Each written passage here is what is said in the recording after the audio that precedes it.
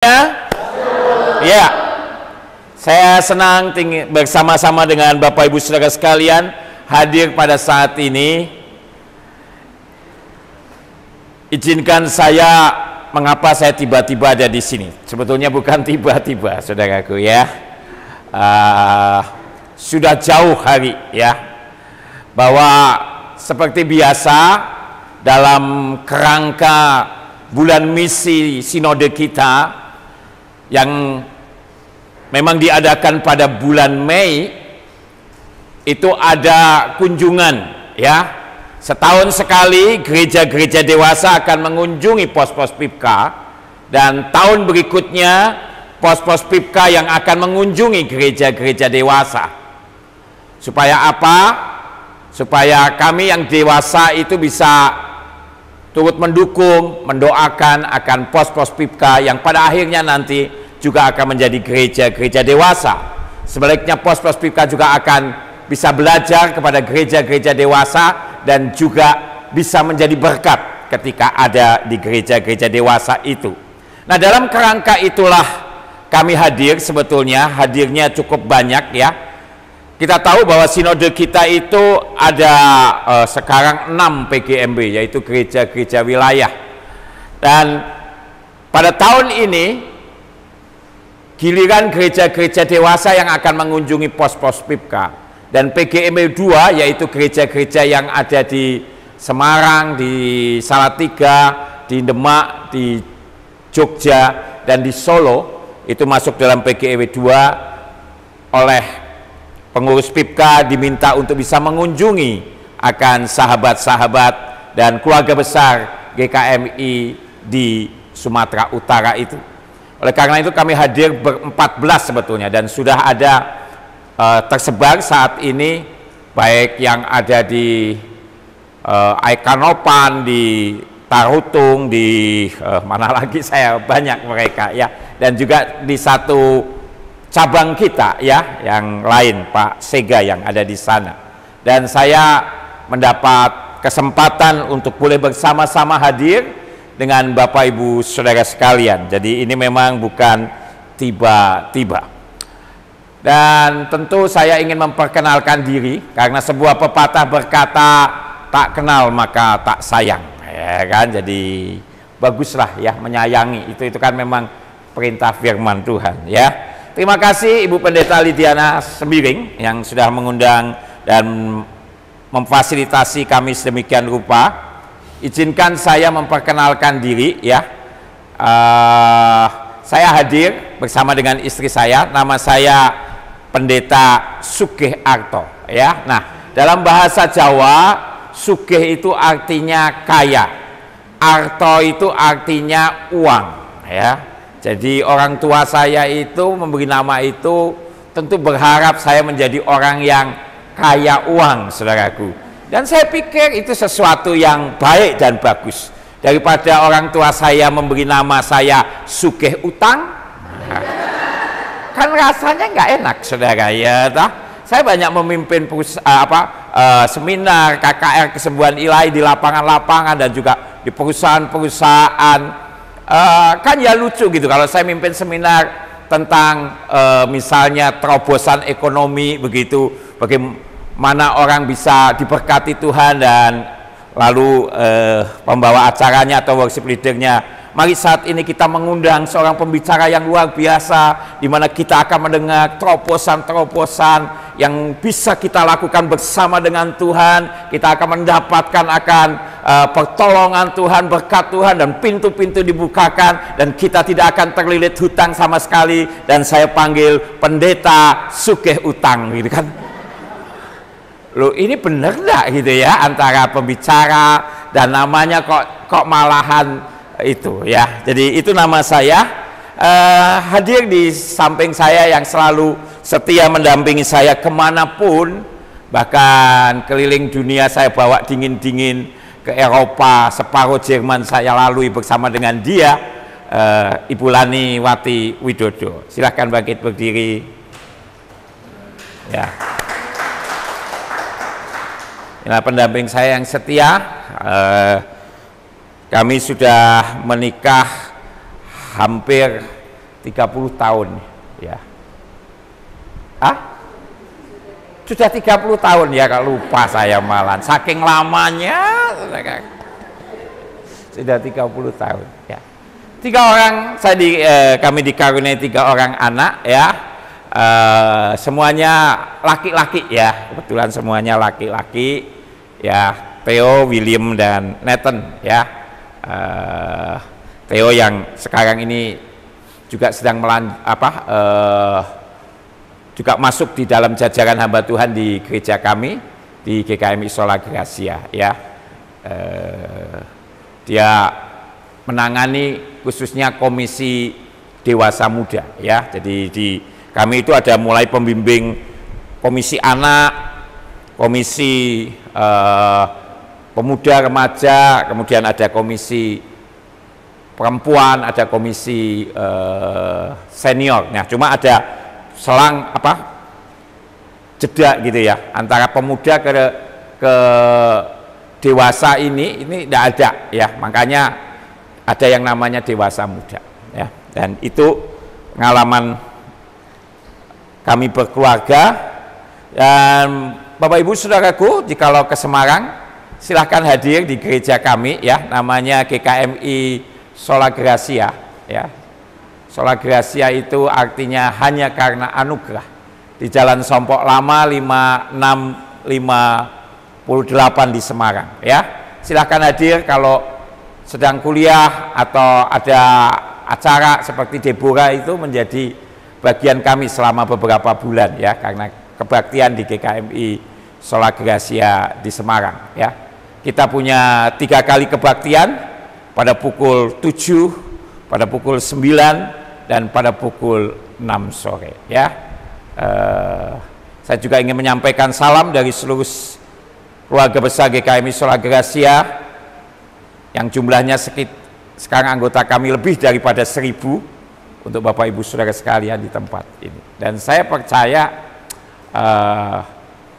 gereja ini pun akan terus bertumbuh bagi kemuliaan nama Tuhan ya. Jangan pernah takut ya. Kita sekarang di angka 1300-an ya. Kita mulai dulu dengan 5 orang. Kita mulai dengan 5 orang dan Tuhan tumbuhkan hari ini ya. Kita juga sedang terus berusaha untuk melebarkan kerajaan Allah. Kita punya beberapa pos cabang di Kalimantan dan juga di daerah Woleri, itu daerah hijau di Jawa ya. Tahu ya daerah hijau ya, bukan kursinya hijau saudara ya. Daerah hijau, tapi di sana juga bertumbuh. Baik Bapak Ibu yang dikasihi Tuhan, itu mungkin beberapa hal. Dan saya juga menjadi Dewan Pertimbangan Sinode dalam pelayanan di Sinode. Dewan Pertimbangan Sinode itu adalah Dewan Penasehat daripada BPH. Jadi saya tidak boleh langsung marahin gereja-gereja anggota. Saya harus marahinnya lewat BPH. Nah, jadi BPH yang bekerja sama dengan kami sebagai Dewan Penasehat. Ibu Lani juga dulu beberapa kali menjadi Wakil Bendahara Umum Sinode dan juga menjadi Badan Pemeriksa Keuangan Sinode. Jadi dulu dia naik, saya tidak ikut-ikut karena tidak boleh ya, suami istri dalam sebuah kepengurusan. Tapi Bu Lani sudah tidak lagi, sekarang saya yang naik di Dewan Pertimbangan. Saya pikir itu mungkin PowerPoint saya bisa nah, hari ini saudaraku yang dikasihi Tuhan, kita akan berbicara tentang satu pokok yang cukup penting, bahkan penting saudaraku, yaitu bagaimana kita menjadi dewasa ya, menjadi dewasa. Dan tentu itu adalah harapan semua kita. Makanya saya beri judul namanya Click to Change. Jadi bagaimana ya, kalau kita ada di komputer itu, kita merubah sesuatu, kita harus nudul sesuatu ya. Nah, dalam hidup kita juga saya percaya bahwa kita mempunyai kerinduan untuk terus bertumbuh menjadi dewasa. Dewasa di dalam Tuhan itu seperti apa? Karena kan tidak mungkin ya anak kecil itu kita percayai untuk misalnya naik sepeda motor, ya. Mungkin kalau sepedanya roda 3 nggak apa-apa, ya. Tetapi kalau itu adalah sesuatu yang lebih besar, harus orang yang dewasa. Makanya ada batasan usia. Ketika seseorang punya SIM itu kan nggak boleh anak-anak, ya. Anak-anak misalnya umur 5 tahun boleh punya SIM, ya nggak boleh, saudaraku, ya, toh 10 tahun nggak bisa. Jadi dia harus dewasa, ya. Demikian juga saya ingin katakan, pekerjaan-pekerjaan Tuhan yang besar itu hanya bisa diberikan oleh Tuhan ketika kita dewasa, ya. Ketika kita dewasa di dalam kedewasaan iman dan rohani kita. Nah, untuk itu ada satu bagian ayat-ayat kita. Mari kita akan lihat, ada sudah saya tulis di sini dalam Efesus pasal 4 ayat 21 sampai dengan 32. Demikian firman Tuhan berkata, karena kamu telah mendengar tentang Dia dan menerima pengajaran di dalam Dia menurut kebenaran yang nyata dalam Yesus, yaitu bahwa kamu berhubung dengan kehidupan kamu yang dahulu harus menanggalkan manusia lama yang menemui kebinasaannya oleh nafsunya yang menyesatkan, supaya kamu dibaharui dalam roh dan pikiranmu dan mengenakan manusia baru yang telah diciptakan menurut kehendak Allah di dalam kebenaran dan kekudusan yang sesungguhnya. Ayat 25 berkata, karena itu buanglah dusta dan berkatalah benar seorang kepada yang lain, karena kita adalah sesama anggota. Apabila kamu menjadi marah, janganlah kamu berbuat dosa. Janganlah matahari terbenam sebelum padam amarahmu, dan janganlah beri kesempatan kepada iblis. Orang yang mencuri, janganlah ia mencuri lagi, tetapi baiklah ia bekerja keras dan melakukan pekerjaan yang baik dengan tangannya sendiri, supaya ia dapat membagikan sesuatu kepada orang yang berkekurangan. Ayat 29, janganlah ada perkataan kotor keluar dari mulutmu, tetapi pakailah perkataan yang baik untuk membangun di mana perlu, supaya mereka yang mendengarnya peroleh kasih karunia. Dan janganlah kamu mendukakan Roh Kudus Allah yang telah memeteraikan kamu menjelang hari penyelamatan. Segala kepahitan, kegeraman, kemarahan, pertikaian dan fitnah hendaklah dibuang dari antara kamu. Demikian pula segala kejahatan. Tetapi hendaklah kamu ramah seorang terhadap yang lain, penuh kasih mesra dan saling mengampuni, sebagaimana Allah di dalam Kristus telah mengampuni kamu. Nah, saudaraku yang dikasihi Tuhan, saya ingin tunjukkan saudara satu foto. Nah, saudara, ini foto, ya, orangnya sama sebetulnya. Dia namanya Mac, warga negara Brasil, saudaraku, warga negara Brasil. Tapi sekarang dia itu dikenal sebagai Zian. Kenapa, saudaraku? Karena dia ini telah menjalani 10 kali operasi dan dia telah mengeluarkan uang sebanyak 30.000 US dollar. Untuk apa? Mengubah penampilannya yang warga negara Brasil itu ini, saudaraku, rambutnya pirang, ya. Kalau dalam bahasa Jawa pirang itu banyak. Jadi kita itu walaupun rambut kita hitam sebetulnya pirang, ya kan, banyak, saudaraku, ya. Jadi tidak harus hitam pirang itu, ya. Pokoknya pirang itu kalau di bahasa Jawa banyak, saudara. Nah, saudara, jadi dia mencoba karena dia itu punya idola, gitu loh. Idola untuk menjadi K-pop. Nah, kita tahu K-pop itu kan budaya Korea, ya toh. Maka dia menyipitkan matanya, memancungkan hidungnya. Memang saya punya satu orang pendeta, teman-teman di Brasil. Waktu kami sekolah sama-sama di Amerika, ada orang, jadi kulitnya ya hampir sama seperti kita. Wajahnya juga agak besar, kemudian hidungnya itu ya tidak mancung. Kalau orang Korea kan mancung-mancung, saudaraku, ya toh. Tapi itu ya bahaya, ya toh. Kalau apa? Kalau dekat-dekat dengan api, ya, orang Brasil belum sampai, orang Koreanya malah bisa terbakar. Nah, dan akhirnya saudara dia coba habisin itu uangnya, itu tabungannya. 30.000 US dollar itu sekarang kalau kursnya 15.000 itu 1,5 miliar, ya, 1,5 miliaran dihabiskan. Saudaraku yang dikasih Tuhan, dia coba merubah total. Dia ingin menjadi bukan lagi Mac, warga negara Brasil, tapi menjadi Zian, seorang K-pop. Saudaraku yang dikasih Tuhan,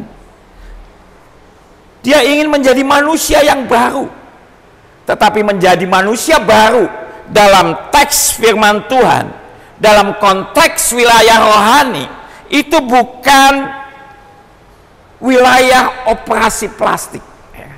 Karena kadang-kadang ada orang, ya, waduh, untuk menunjukkan bahwa sekarang dia jadi orang Kristen, kemudian pakai apa?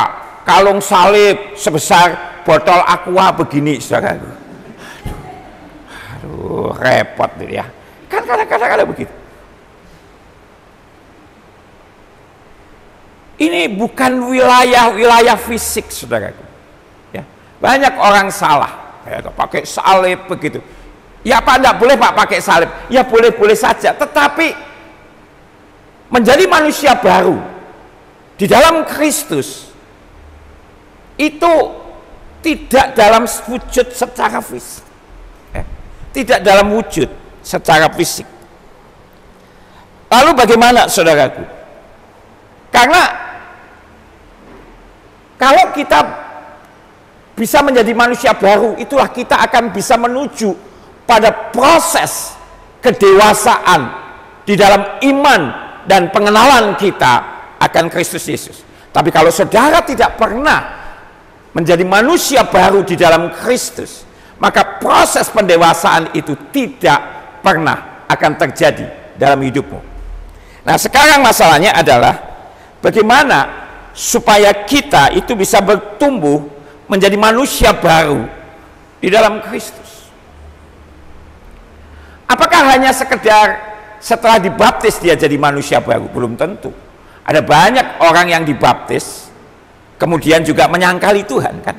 Ada juga banyak orang yang baru dibaptis kemudian melakukan hal-hal yang penuh dengan kejahatan. Bahkan orang yang sudah jauh dibaptis dulu.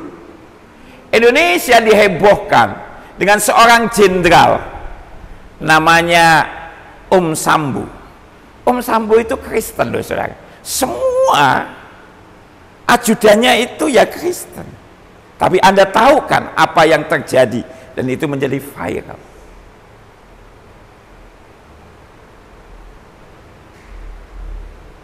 Makanya tidak heran, saudara, ada banyak orang-orang yang tidak mengalami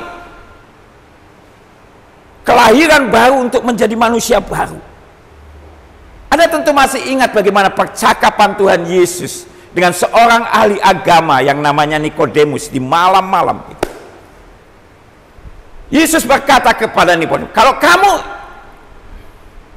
ingin punya kerajaan Allah, kamu ingin hidup kekal, maka engkau harus lahir baru, born again, ya, lahir baru.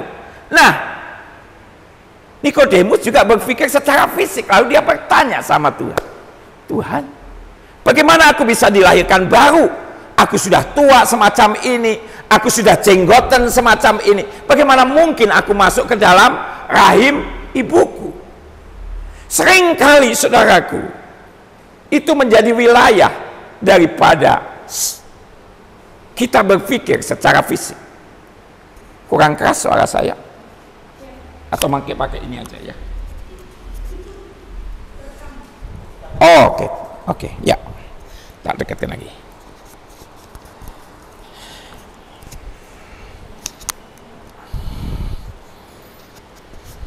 Oke, baik. Jadi saudaraku yang dikasih Tuhan,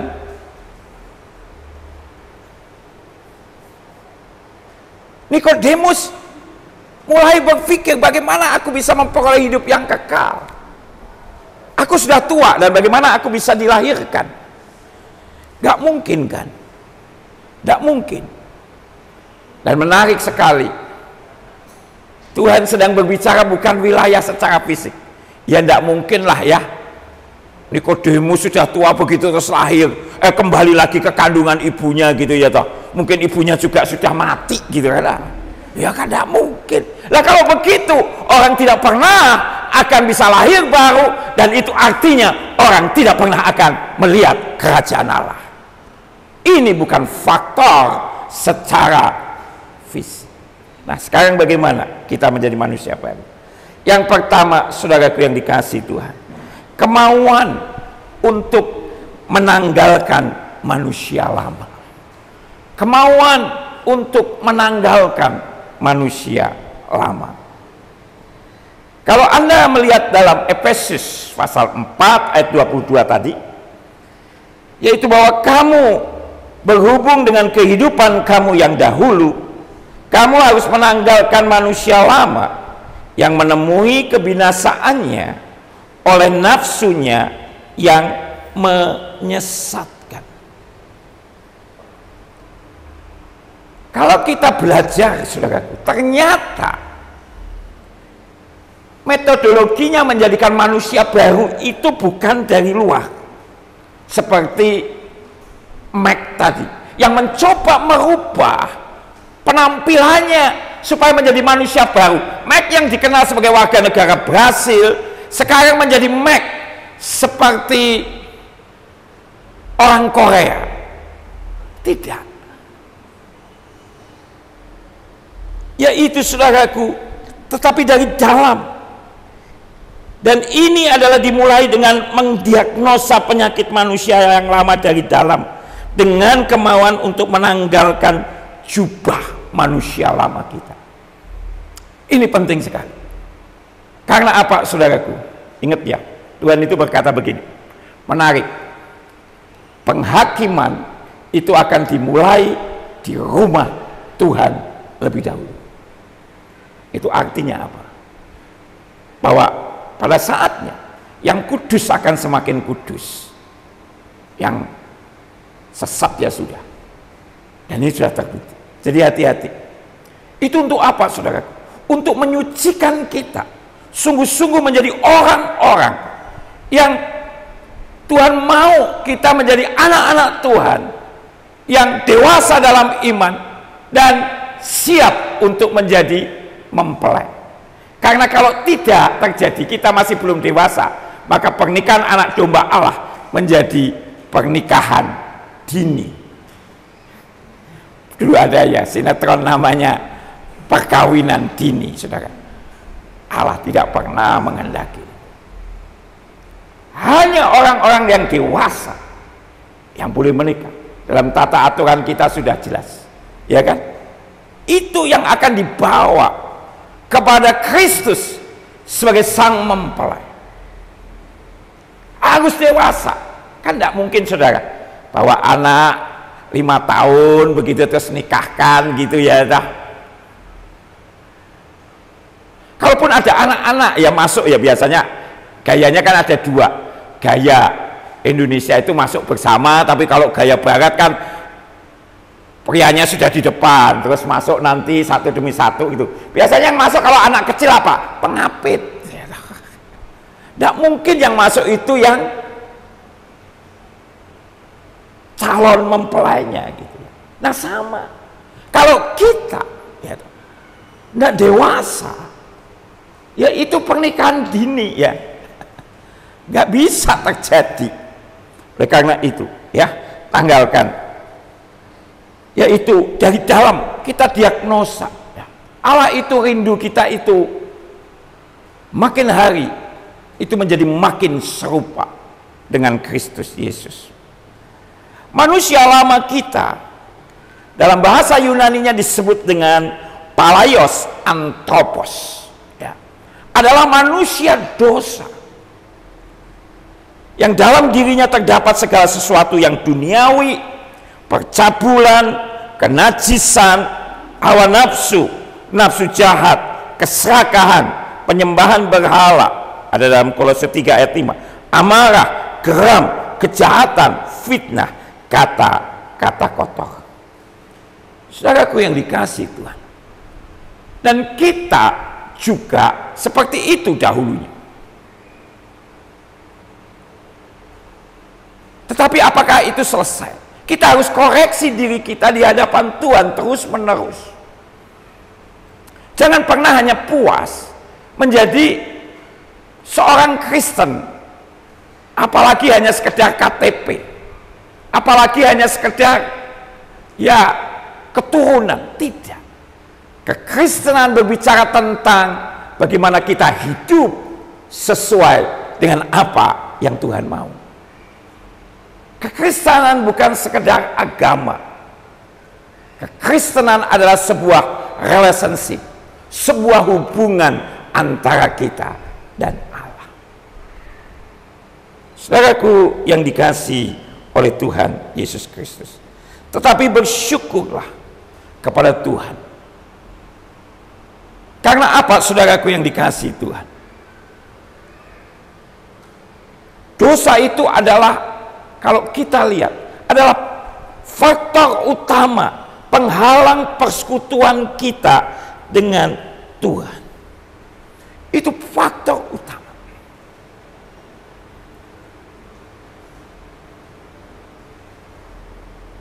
Oleh karena itu, jangan pernah menyimpan dosa-dosa masa lalu yang terus menghantui dan menghambat akan pertumbuhan rohanimu. Ketika engkau berdosa, firman Tuhan berkata, jika kita mengaku dosa kita, dalam 1 Yohanes 1 ayat 9, maka ia adalah setia dan adil, sehingga ia akan mengampuni segala dosa kita dan menyucikan kita dari segala kejahatan kita. Ini adalah sesuatu yang begitu luar biasa. Ketika engkau berdosa, datanglah kepada Tuhan. Karena firman Tuhan juga berkata, sekalipun dosamu merah seperti kirmisi, menjadi putih seperti salju. Sekalipun dosamu merah seperti kain kesumba, akan menjadi putih seperti bulu domba. Itu sesuatu yang amazing, sesuatu yang luar biasa. Ya. Jadi percayalah, ketika engkau hidup dalam dosa, segeralah bertobat. Karena itu menjadi faktor utama, saudaraku, penghalang persekutuan kita dengan Tuhan, dan itu tidak pernah akan membuat kita menjadi anak Tuhan yang dewasa. Dan oleh karena itu, saudaraku, Yesus telah mati untuk menghapus dosa kita. Dosa adalah masalah yang besar, saudaraku. Ada banyak orang menganggap dosa itu sesuatu yang kecil. Enggak. Kalau kecil dosa itu, Yesus tidak pernah akan turun ke bumi ini. Yesus turun ke bumi karena dosa adalah masalah yang besar dan tidak mungkin ditangani, diselesaikan oleh manusia. Karena itu menarik sekali. Ini satu bagian. One cross plus 3 nails forgiven. 1 tambah 3, 4. Ini dalam bahasa Inggrisnya. Sebenarnya satu salib ditambah dengan 3 paku. 3 paku, ya, yaitu melambangkan akan paku di tangan kanan dan tangan kiri Yesus dan kakinya, dan itu menghasilkan forgiven, artinya adalah pengampunan. One cross plus 3 nails itu forgiven, dan itulah yang Tuhan lakukan. Jadi saya mau ingatkan, ketika kita mau berbicara tentang kedewasaan iman, kedewasaan seseorang, saya harus mulai dari yang paling dasar dan paling dalam. Karena kalau ini tidak dibongkar dan diselesaikan lebih dahulu, sekalipun nampaknya kita menjadi orang Kristen yang baik, tapi ada akar-akar kanker yang satu kali menjalar, dan itu membuat kita bisa hancur. Dan itu sudah terbukti. Tidak heran, saya mau katakan dengan jujur walaupun dengan sedih hati, ada orang-orang Kristen yang punya jabatan pengaruh yang besar, tetapi juga melakukan dosa. Ada seorang menteri Kristen juga sekarang ada dalam tahanan KPK. Mengerikan. Kadang-kadang saya berpikir, ya, orang sudah begitu kaya, orang sudah punya begitu pengaruh, orang sudah begitu punya banyak koneksi, kenapa bisa seperti itu? Ya karena apa? Ada dosa yang tidak diselesaikan, dan dia pada akhirnya jatuh. Hati-hati untuk itu. Oleh karena itu, kalau kita melihat dalam sebuah kisah ketika Tuhan itu didatangi, tepatnya ada seorang perempuan yang kedapatan berzina, diseret oleh ahli-ahli Taurat, ahli-ahli agama, dan perempuan ini kedapatan berzina. Menarik sekali apa yang dikatakan oleh Tuhan. Siapakah di antara kamu yang tidak berdosa, silahkan lempari perempuan ini untuk pertama kalinya. Dan Alkitab berkata, mulai dari yang tua, mulai pergi satu demi satu. Dan Yesus pun memberi kesempatan kepada perempuan itu, pergilah dan jangan berbuat dosa lagi. Saudaraku yang dikasihi Tuhan, oleh karena itu tidak heran seorang teolog namanya John Calvin, dia berkata begini, jika kita telah benar-benar menerima bagian di dalam kematian Kristus, manusia lama kita telah disalibkan oleh kuasanya, dan tubuh dosa telah binasa, dan kerusakan pada manusia lama tidak berperanan lagi. Nah, itu kan luar biasa.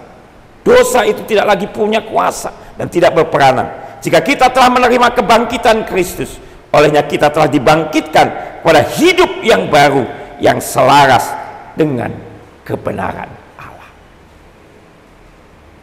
Jadi ada sesuatu perubahan yang luar biasa. Dulu zaman saya kecil ada satu lagu yang lama, namanya Aku Berubah. Aku berubah, sungguh ku berubah. Ya. Cuma kalau dalam bahasa Jawa saya tidak berani menyanyikan, karena berubah dalam bahasa Jawa itu bunyinya owah. Aku wes owah. Aku itu saya, wes itu sudah.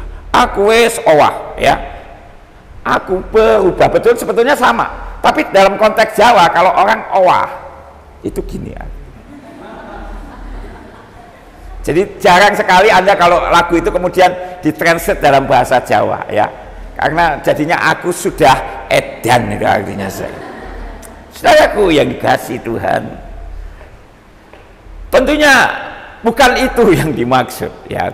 Tetapi bagaimana kehidupan lama kita itu tidak lagi punya kuasa. Nah, itu yang penting. Oleh karena itu Roma pasal 6 ayat 12 berkata, sebab itu hendaklah dosa jangan berkuasa lagi di dalam tubuhmu yang fana, supaya kamu jangan lagi menuruti keinginannya. Jangan lagi menuruti keinginannya. Saudaraku yang dikasihi Tuhan, dan keinginan dosa itu selalu membawa kepada maut, selalu membawa kepada kecelakaan. Nah, tentu kita tahu ya bagaimana ketika sang jenderal ini bintang 2 ini, saudaraku, dia masih hidup dalam dosa itu. Dia begitu emosi, dan lalu dia melakukan pembunuhan kepada ajudannya, dan lebih daripada itu dia mulai merekayasakan bagaimana supaya itu dia tidak didapati bersalah. Hati-hati, dan jangan pernah berpikir itu tidak terjadi di Alkitab. Raja Daud pun ketika dia jatuh, dia ingin berdosa, ingin berzina, dia merekayasakan akan kematian Uria daripada suami Batseba. Lihat ya, ngeri. Kalau kita mau jujur, Alkitab itu tidak pernah menutupi. Yang merah adalah merah, yang hitam adalah hitam. Tetapi itu juga memberi sebuah peringatan kepada kita. Kalau Raja Daud, orang yang begitu dekat dengan Allah saja bisa jatuh, apalagi kita. Beware of the trap. Hati-hati terhadap setiap jebakan si iblis. Apapun posisimu. Saya selalu katakan kepada banyak hamba Tuhan dalam seminar-seminar saya, nggak peduli Anda hamba Tuhan sudah puluhan tahun seperti saya. Saya jadi hamba Tuhan sudah 26 tahun, saudara, jadi gembala di GKM Sola Grasi. 28 tahun saya jadi dosen. Saya katakan, nggak peduli siapapun, beware of the trap. Hati-hati terhadap jebakan iblis. Dan apa yang kita bangun, saudaraku, bertahun-tahun dengan susah payah, dengan keringat, ketika kita mengizinkan dosa, itu hanya butuh beberapa menit saja untuk meruntuhkan apa yang ada dan sudah kita bangun. Hati-hati. Misalnya contohnya, Anda bangun kehidupan rumah tangga bertahun-tahun, berpuluh-puluh tahun sampai punya anak. Anda jatuh cinta pada pandangan pertama dengan pria lain, pil atau will idaman lain. Hanya beberapa detik, saudara, dan Anda membiarkan dosa itu, apa yang Anda bangun berpuluh-puluh tahun, dalam waktu singkat hancur dan luluh lantak. Betul kan? Hati-hati. Beware of the trap, saya katakan. Ini penting sekali. Nah, kemudian saudaraku, lalu yang kedua apa? Saya selesai jam berapa ini? Ya, tapi maksud saya kata ada istirahat. Ada. Istirahatnya jam berapa? Jam 8. Ya sudah, ini jam 8. Maksud saya itu. Ya, ya saya selesai dulu ya. Nanti saya lanjutkan lagi pada bagian yang kedua ya. Oke, begitu ya Bapak Ibu ya. Lalu istirahat ya, silahkan istirahat dulu ya. Saya tidak tahu istirahatnya mau apa, mau gerak-gerakkan badan atau dijak nyanyi atau Anda makan dulu, minum dulu, saya tidak tahu ya. Tapi karena waktunya istirahat, seperti kalau anak-anak sekolah zaman saya dulu ya, wah itu senang saya istirahat itu. Tapi kalau saya ngomong terus tidak jadi istirahat, jadi saya berhenti aja.